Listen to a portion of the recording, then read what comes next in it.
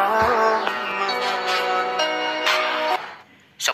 anak dari tokoh dan pendiri gereja HKBP Tasikmalaya, semuanya mu'alaf, semuanya masuk Islam.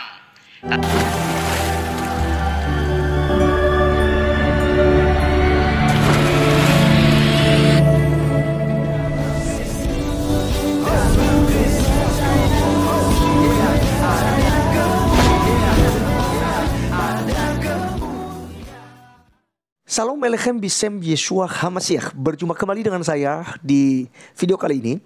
Dan kita membahas mengenai salah satu channel muslim, yaitu Breaking News, yang memberikan sebuah berita yang bagi saya ini adalah hoax karena tidak ada keterangan yang detail soal 10 anak pendeta yang katanya mu'alaf, memilih agama Islam, agama yang paling benar, agama yang paling diridhoi oleh Tuhan. Tuhannya pastinya, karena Tuhan kita dengan Tuhannya pasti berbeda. Tetapi teman-teman, kali ini ya saya tertarik untuk menanggapi hal ini karena bagi saya ini bisa memancing ya orang-orang Kristen, sehingga ya artinya bisa dijadikan sebagai bahan untuk menyerang kekristenan. Perhatikan ya, anak-anak pendeta saja ya meninggalkan Kristen, meninggalkan agamanya gitu ya. Mereka ikut Islam.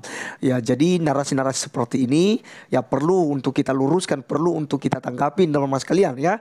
Dan kalau saya menanggapin bukan berarti kita mengacau Islam atau menghina Islam, tidak sama sekali. Tapi kita semata-mata menggunakan hak jawab kita untuk meluruskan setiap hal-hal yang tidak benar dan juga tidak ada data yang valid di situ ya dalam video tersebut. Nah, oleh karenanya teman-teman sekalian, kita akan menonton dulu ya videonya. Semoga saja ya TV Laskar Kristus juga bisa ikut jejak 10 anak pendeta gitu ya, dan memeluk agama yang paling benar. Nah, saya mengajak kita langsung untuk lihat videonya berikut ini.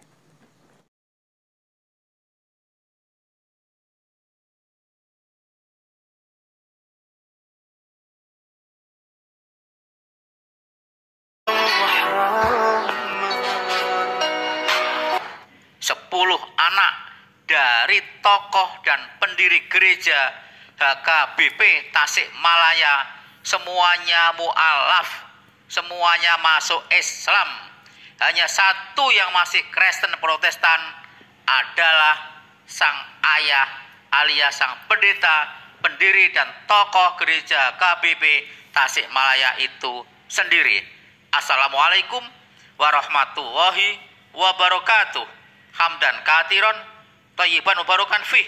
Bertemu kembali dengan Kang Zen di Indonesia TV News. Para sobat, kali ini kita mau kelenang-kelenong ke Tasikmalaya, kelenang-kelenong ke akun YouTube dari Mu'alaf Indonesia, di mana ada berita yang sangat viral. Banyak yang berkomentar dan banyak yang like. Yang memposting adalah Rina Aritonang. Dari namanya saja sudah pastilah anak cerdas ini adalah orang Batak. Ya, kita coba baca yang postingan kedua para sobat. Sudah suratan takdirku, aku dan saudara 10 bersaudara memeluk Islam. Hanya ayahku yang sampai wafatnya masih memeluk agama Kristen Protestan. Karena keluarga besarnya semuanya aktivis gereja. Jadi tak ada seorang pun saudara ayahku yang muslim. Masya Allah para sobat, postingan Rina Aritonang ini adalah fenomena-fenomena yang terjadi di tanah Batak dan terjadi di hampir seluruh belahan dunia.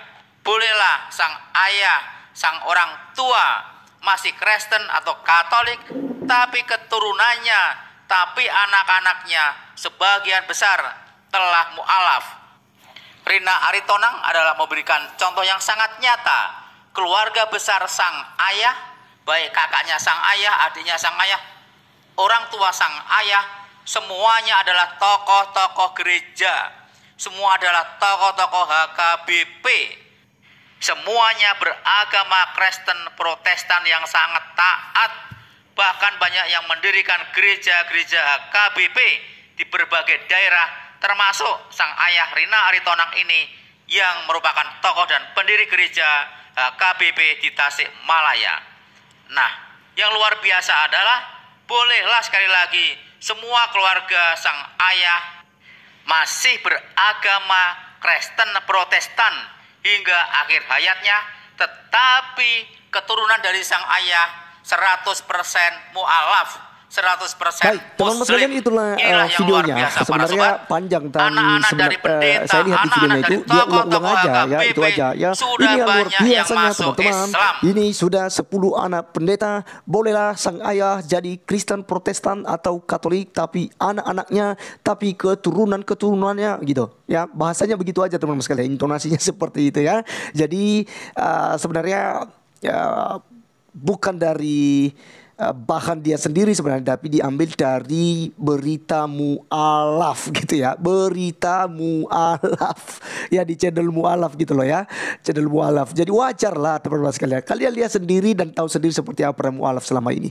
Penuh dalam dusta, tinggal di dalam kebohongan, takiyah setiap saat.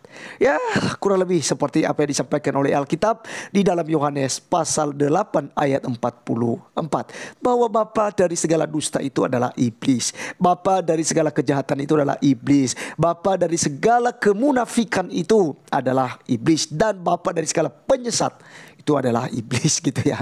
Nah teman-teman sekalian, apakah ketika kita mendengarkan berita seperti ini, saya ya sebagai TV Laskar Kristus ya goncang imannya, terganggu imannya karena 10 anak pendeta sudah masuk agama Islam? Tentu saja tidak ya. Dan saya percaya teman-teman sekalian, kalian juga yang sudah paham tentang perbedaan antara Islam dan Kristen dan bagaimana ajaran kedua agama tersebut, ya pastinya kalian tidak akan meninggalkan Kristen. Karena Kristen agama yang paling benar. Ya, jika kita kategorikan dalam posisi agama, tentu kita bisa mengklaim diri kita bahwa kita agama paling benar. Tapi apakah agama bisa menyelamatkan kita? Bisa membawa kita ke dalam sorga? Bisa membawa kita bertemu dengan Tuhan? Bisa melepaskan kita daripada api neraka? Tentu saja tidak. Jika kita tidak percaya kepada cara Allah yang sudah memberikan jalan keluar kepada kita, supaya setiap orang yang percaya kepadanya tidak binasa, maka kita tidak akan bisa masuk surga. Karena hanya dengan percaya cara Allah, hanya dengan percaya dengan Allah yang menciptakan langit dan bumi, kita bisa beroleh hidup kekal. Dan kita percaya dengan cara karyanya bagi kita. Teman-teman, di dalam kekristenan kita percaya bahwa Allah telah nujul, menjelma menjadi manusia. Kita melihat semuanya bisa terjadi karena kasih setia Tuhan, karena kecintaan Tuhan, karena Tuhan tidak ingin kita binasa. Di dalam Yohanes 3 ayat 16 berkata, karena begitu besar kasih Allah bagi dunia ini, sehingga ia mengaruniakan anaknya yang tunggal, supaya setiap orang yang percaya kepadanya tidak binasa, melainkan beroleh hidup kekal. Jadi teman-teman sekalian, kalau percaya kepada Tuhan Yesus Kristus tidak akan binasa, tetapi akan memperoleh hidup yang kekal. Ini bukan janji para pendeta, dan ini bukan dibuat-buat oleh para pendeta. Ini adalah ungkapan daripada Tuhan Yesus Kristus. Yesus katakan, kalau kamu tidak percaya kepadaku bahwa aku di dalam Bapa dan Bapa di dalam aku adalah Bapa, aku adalah Dia, kamu akan mati dalam dosamu. Tapi kalau kamu percaya, engkau akan diselamatkan. Karena Yesus Kristus adalah juru selamat. Tidak ada yang lain. Yesus katakan, aku adalah Alfa dan Omega, yang awal dan yang akhir, firman Allah yang sudah ada dan yang akan ada, ya, yang maha kuasa. Yang bisa mengatakan Alfa dan Omega hanya Allah itu sendiri. Hanya identitas Allah tidak boleh diungkapkan oleh manusia, karena manusia tidak Alfa dan Omega, tidak awal dan tidak akhir. Ya, manusia kita tahu dia asalnya dari mana dan juga nanti kemana. Tetapi Tuhan tidak berawal dan tidak berakhir. Makanya disebut sebagai Alfa dan Omega. Juga Yesus Kristus dapat mengampuni dosa. Hai anakku, dosamu sudah diampuni, pulanglah dan sembuh dari penyakitmu. Ini adalah perkataan-perkataan Yesus. Dan juga Yesus katakan bahwa barang siapa yang percaya kepada aku, tidak akan dipermalukan. Barang siapa yang mengakui Yesus Kristus, Yesus Tuhan kita, mengakuinya juga di hadapan Bapa kelak di hari penghakiman. Sehingga teman-teman sekalian, kita tidak akan binasa. Dalam Injil Yohanes pasal 14 ayat 6 berkata, Aku adalah jalan, kebenaran, dan hidup. Tidak ada seorang pun yang datang kepada Bapa kalau tidak melalui aku. Ini perkataan Yesus Kristus. Dan yang bisa memperkatakan ini adalah Tuhan itu sendiri. Tidak boleh ada manusia lain. Tidak boleh ada siapapun selain daripada Tuhan Yesus Kristus. Baik nabi, baik rasul, hanya Yesuslah yang bisa mengatakan demikian. Karena dia adalah Allah itu sendiri. Teman-teman, kita belajar bagian firman Tuhan di dalam 2 Tesalonika pasal 2 ayat yang ketiga. Firman Tuhan katakan begini, janganlah kamu memberi dirimu disesatkan orang dengan cara yang bagaimanapun juga. Sebab sebelum hari itu haruslah datang dahulu murtad. Dan haruslah dinyatakan dahulu manusia durhaka yang harus binasa. Jadi teman-teman sekalian, di sini ya, Rasul Paulus menjelaskan tentang kedatangan daripada Tuhan Yesus Kristus dengan perikop kedurhakaan sebelum kedatangan Tuhan. Jadi dalam hal ini, dalam ayat 3 ini, kita bisa mengetahui bahwa sebelum kedatangan daripada Tuhan Yesus Kristus, ada murtad, ada orang-orang yang akan meninggalkan Tuhan Yesus Kristus, ada orang-orang yang akan meninggalkan imannya karena tidak bertahan ya di dalam proses kehidupan di dunia ini, ya tidak bisa menahan tentang adanya penganiayaan nanti, penghinaan, caci makian, bahkan pembunuhan kepada orang-orang Kristen. Itu akan terjadi teman-teman sekalian. Itu sudah dinubuatkan oleh Tuhan Yesus Kristus. Dalam Yohanes pasal 16 ayat 1 sampai 3 udah dikatakan oleh Tuhan Yesus. Ya, aku mengatakan ini kepada kamu supaya engkau jangan kecewa dan menolak aku. Akan tiba waktunya engkau akan dikucilkan. Bahkan datang saatnya engkau akan dibunuh. Dan orang yang membunuh kamu menyangka bahwa ia sedang berbuat bakti bagi Allah. Mereka melakukan demikian karena mereka tidak mengenal baik Bapa maupun aku. Itu kata Tuhan Yesus Kristus. Jadi teman-teman sekalian, kemurtadan itu akan terjadi. Itu tidak pernah dijamin oleh Tuhan bahwa tidak ada murtad. Pasti ada, pasti ada, pasti ada yang murtad. Tapi celakalah mereka yang murtad, celakalah mereka yang meninggalkan, celakalah mereka yang menginjak-injak anak Allah, yang menginjak-injak darah perjanjian, darah penebusan yang telah diberikan oleh Tuhan Yesus Kristus. Mari kita melihat kitab Ibrani teman-teman sekalian, pasalnya yang ke-10 ayat 29. Firman Tuhan katakan begini, betapa lebih beratnya hukuman yang harus dijatuhkan atas dia yang menginjak-injak anak Allah, yang menganggap najis darah perjanjian yang menguduskannya, dan yang menghina roh kasih karunia. Sebab kita mengenal dia yang berkata pembalasan adalah hakku, akulah yang akan menuntut pembalasan, dan lagi Tuhan akan menghakimi umatnya. Jadi teman-teman sekalian, murtad pasti akan ada. Tapi ingat, barang siapa yang bertahan sampai pada kesudahannya akan selamat. Jadi teman-teman sekalian, sebagai nasihat dan juga himbauan saya di akhir video ini, mari tetap kuat dalam iman percaya kepada Tuhan Yesus Kristus.